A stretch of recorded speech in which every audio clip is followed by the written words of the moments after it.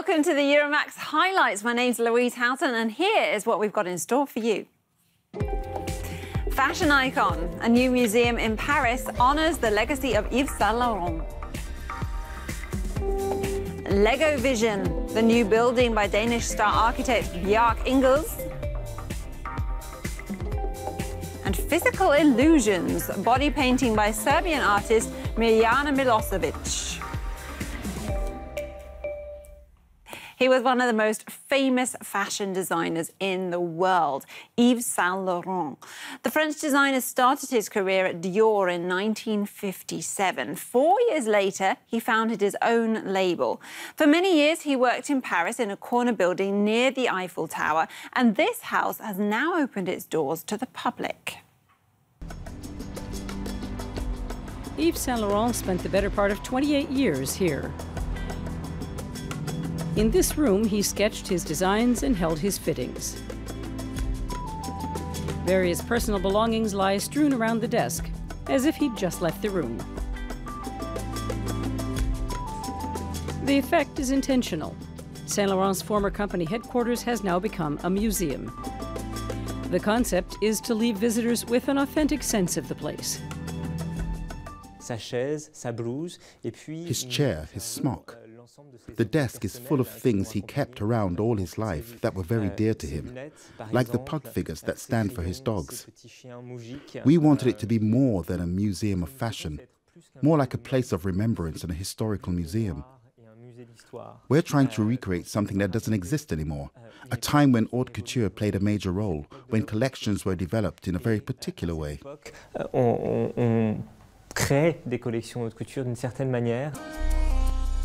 Over 5,000 dresses, complete with accessories, as well as sketches, photos, and films can be found in the new museum's archive. Yves Saint Laurent kept everything, including his very earliest creations. This dress from 1962 was the very first he made on commission for a client. Museum goers can get up close to the finest gowns. It's haute couture at eye level. Yves Saint Laurent was the first designer to archive his clothes. Previously, they used to give them to the models after the fashion shows or sell them straight to the customers. But he kept the original prototypes, so we can exhibit them today.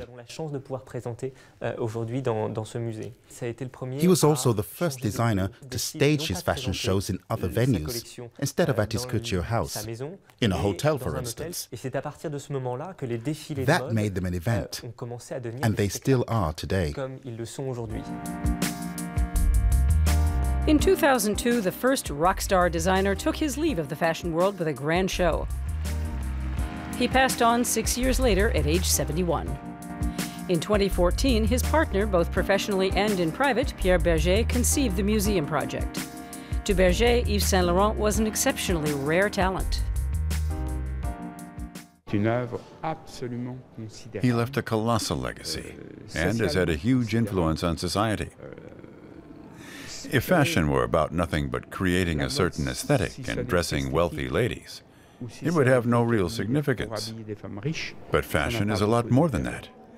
It has a social dimension.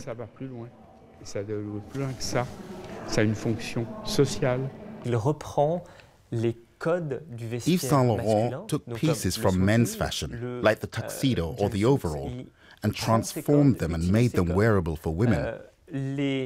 So the women kept their femininity, but they were able to feel equal to men. He latched onto the tendency in the 1960s and held on to it right up until the end of his career. Among the French designer's favorite models was Kirat Young. The Indian model first took to the catwalk for Yves Saint Laurent in 1976.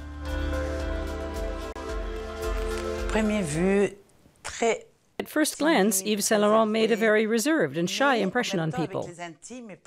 But in smaller, more intimate company, he could be completely different. He told stories and was good at imitating people. In general, he was an incredibly polite, respectful person.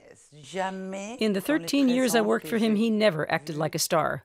During fittings, he'd even ask me what I thought. Everyone could have a say. After the Paris Museum, a second Yves Saint Laurent museum is due to open in Marrakesh on October 19th.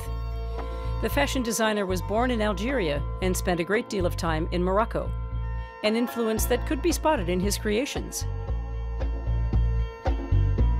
He originally came from North Africa. He grew up there. That's where he got that feel for color, a completely different feel than what was normal for Paris at the time. He favored warm colors and strong contrast. Like in India, we also mix orange and pink. He felt quite at home in Marrakesh. It reminded him of his childhood.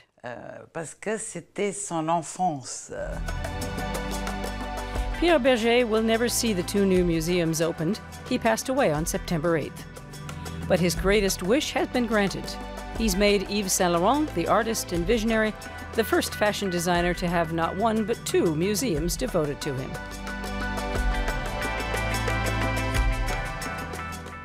And from this designer's house, we go to visit the Lego house in Denmark. Yes, nearly 60 years after the first Lego building block was patented, there's now a life-size Lego house in the hometown of the brand.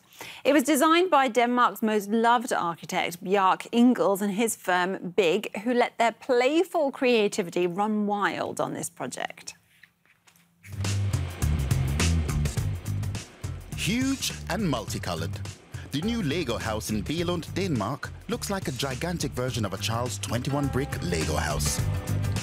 With a surface area of 12,000 square meters, the whole building is a celebration of these popular plastic building blocks. For Danish star architect Bjarke Ingels and his architecture firm Big, this was a labor of love. Honestly, I love Lego. Ever since I was a kid, when I was 5, I got my first Lego set, the Yellow Castle, probably the best Lego set ever made. I actually told my team that if Big had been founded with the purpose of building just a single building, it would be the Lego house. Inside is a huge waterfall made of Lego bricks. Everything here is designed so that visitors can touch and play with it. Especially impressive is the gallery of masterpieces. These Lego dinosaurs are made up of 300,000 bricks, and they weigh more than 400 kilos. Fundamental to the Lego idea is learning through play, so that children develop best by playing. And when we designed this Lego house, the idea was to really show what's behind the Lego idea. And when you look at it, I think it is an architectural masterpiece. It couldn't have been any different, and it really expresses what Lego is all about. The building is crowned with a gigantic Lego brick, complete with typical Lego studs. The building block motif can be seen everywhere here. The room's dominant colors represent the stages of a child's development. Blue stands for cognition, red for creativity, and yellow for emotional development. Architect Bjarke Ingels wanted to create an ambiance that was light and transparent.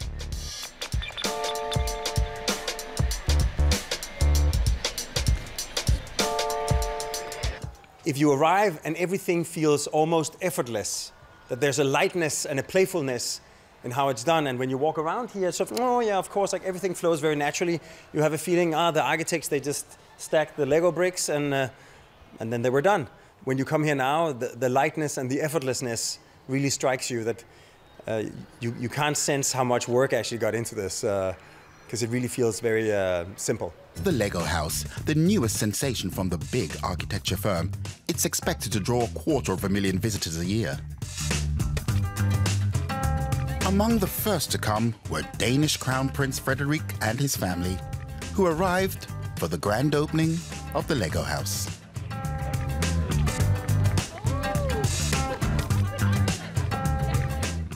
Well, I bet the kids loved that one. Now, if you look up the Kika studio on YouTube, I guarantee that you will keep watching for hours.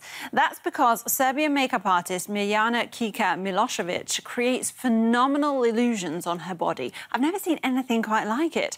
Body painting isn't something new, we know that, but to do it on yourself requires another level of skill. And that's partly why Kika has so many followers and has managed to make a living from her work. The illusions are mind-boggling. not just because they're nearly perfect, but because they're actually on a body. Mirjana Milosevic, nicknamed Kika, has seen her YouTube channel get millions of clicks by viewers worldwide. She set up a little studio in her apartment in Smedereva, 50 kilometers from the Serbian capital, Belgrade. She liked to draw as a child and taught herself to paint. Today, illusionist videos are her trademark. I love challenges, and that's why I choose to do illusions. And it's very funny when you make a knot in your stomach, or you are. I'm enjoying to do this because every day I'm someone else. Kika launched her own video channel in 2016. Her international breakthrough came with Wooden Puppet Doll, a video that won her a Top Makeup Artists Award in Serbia. She also made an appearance on Spanish television. More than 130,000 fans have subscribed to her YouTube channel and regularly watch her videos. She can't believe her luck. I'm so happy. I am with all people, you know, from all over the world, and we are talking, and when they write kisses from Brazil, kisses from France, I have that feeling that I was there, or I am there, you know, so it's a very special feeling. A mother of two in her mid-30s, she makes a living from her channel, posting 2 new videos a week. She gets feedback from near and far. She can read the comments written in Spanish. What you do is spectacular. You surprise me every time. I wish you all the best. Carry on. Muchas gracias, amiga. Kika can spend 2 days preparing her designs, scrutinizing them in the mirror to see what works and what doesn't, like the knot on her stomach. She can work on a new body painting for up to 8 hours, drawing inspiration from music and her own experience. I had a problem with my weight, and I couldn't eat. I lost my appetite, and I felt that my stomach is in a knot, you know. The tricky part for the makeup artist is holding her breath for long stretches while she paints in the fine details. All her works of art involve magic of some kind and a black wall. Hocus pocus, abracadabra, and I have knot in my belly. The body painting illusionist can do more than tie herself into knots. She can put a spring in her belly. It was part of her wooden puppet illusion, one of her biggest challenges so far. That spring gave me so much trouble because it's very difficult to paint on your stomach, on your skin on stomach, because you can't move if you want to make picture really good and perfect.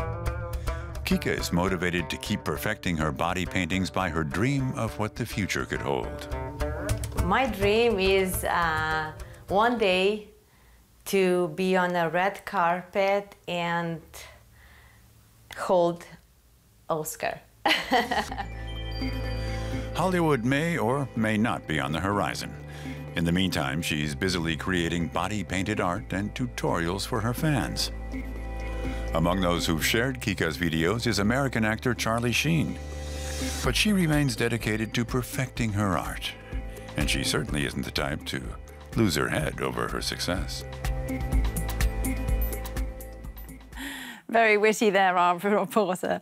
Now, in association with the release of our special cookbook called 50 Kitchens, One City, Euromaxx has been featuring Berlin restaurants and their recipes on our website, social media, and here on our show. One that we loved was a Portuguese establishment in Friedrichshain, run by a native who took a fair while to get used to his new home in Berlin.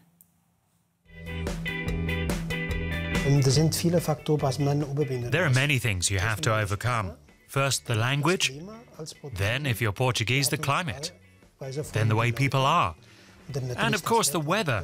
It took me years to acclimatise.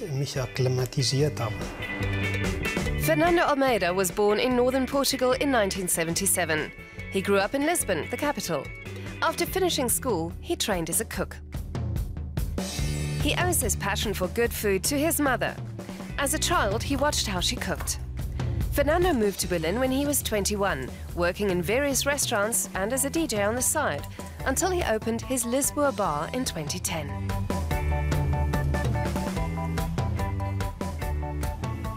Lisbon has a huge market where you can buy everything. And when I was a child, it fascinated me to walk through the market and see the contrasting colours and fruits, fish and meat. How is that done? How is it prepared? The market always fired my curiosity.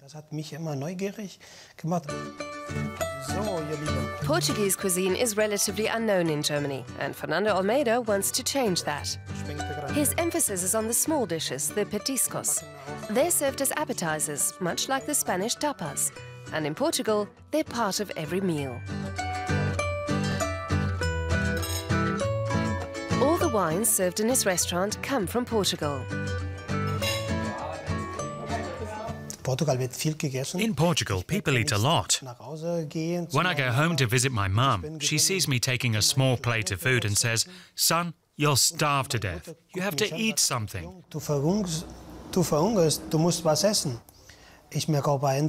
And I see it with other people. The Portuguese spend a quarter of their earnings on food. Sometimes more than a quarter. Cataplana Mare Terra, which translates as sea and earth, is a Portuguese stew that comes in many variations. The recipe originated in southern Portugal.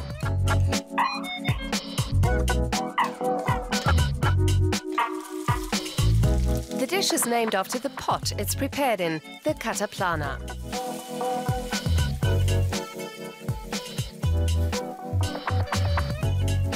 The Portuguese have been cooking in this copper pot since the 8th century. It's especially suited for gently preparing foods, because when the lid is on, the food is steamed. That preserves the flavor of the individual ingredients.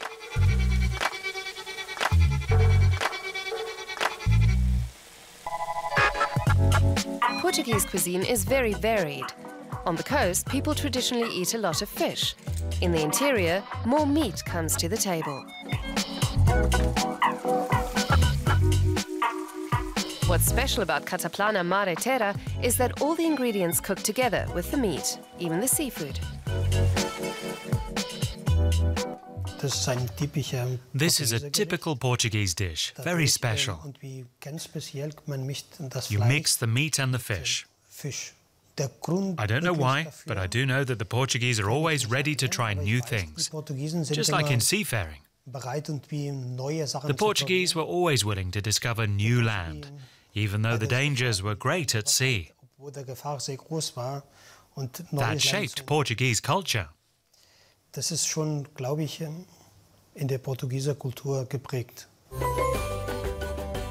Fernando spent 3 months renovating the rooms of what had been a store, and even built some of the furniture himself.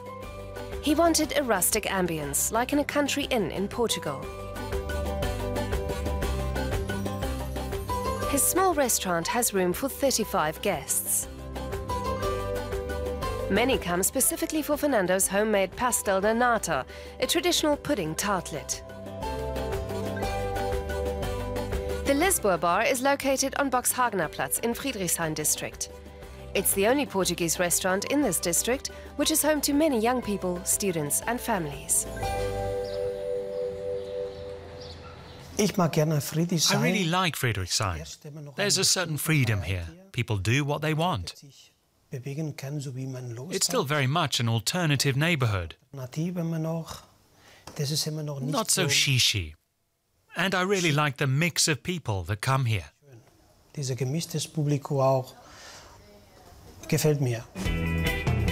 Lisboa bar has many regular guests from the neighborhood. They like the private atmosphere.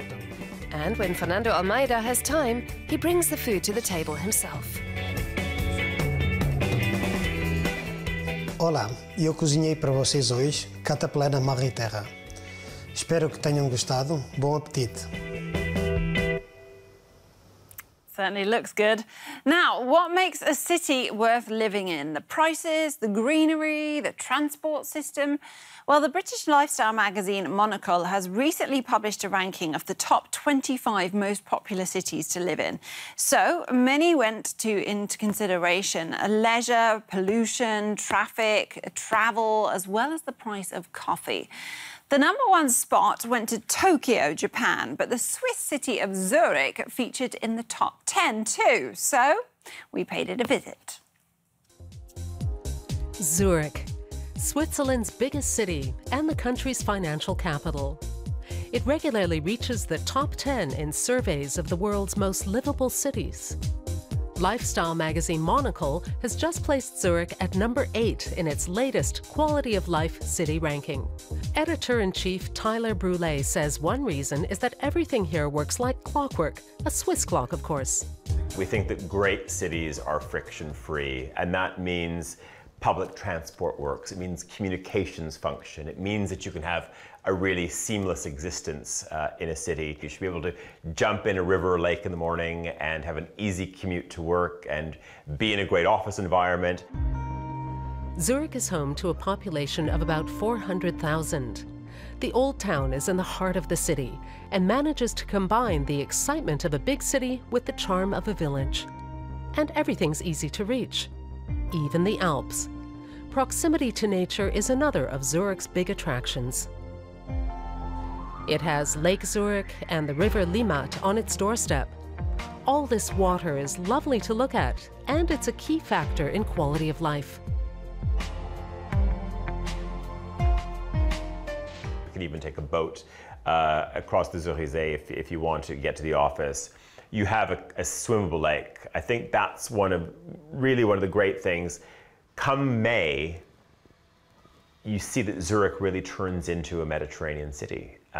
The way the city uses its rivers, the way it uses its lakes. I can't think of many European cities that have that and are really using fresh bodies of water in the way that Zurich does. Bahnhofstrasse in downtown Zurich is one of the most upmarket shopping streets in the world. The city is a hub of international finance. Traditionally, one of its main features are banks.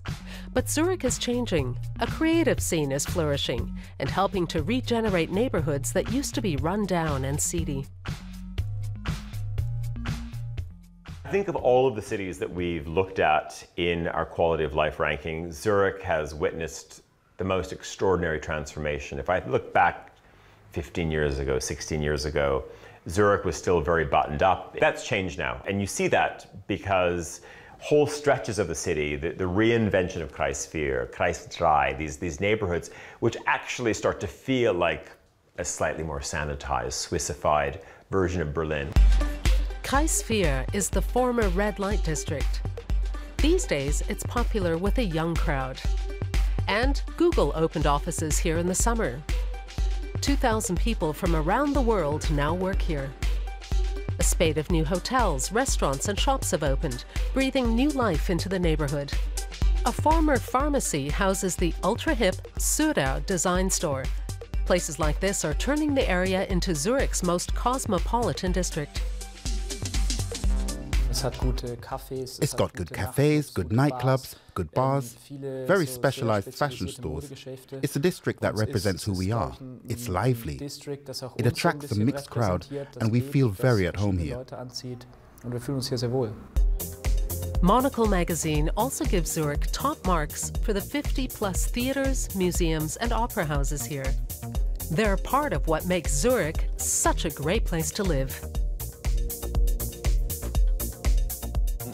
There's culture and culinary experiences, new things happening, lots of innovation, great hotels. Each neighborhood has its own character. They've all got their own flair and great places to eat. It's small, everything's within easy reach, loads of culture, everything.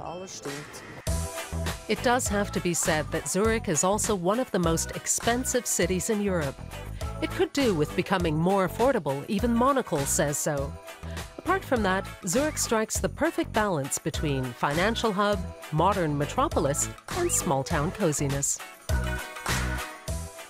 Another one for the bucket list then. That is all we have time for today, though, so thanks for tuning in, everyone, and until I see you again, take care of yourselves. Bye for now.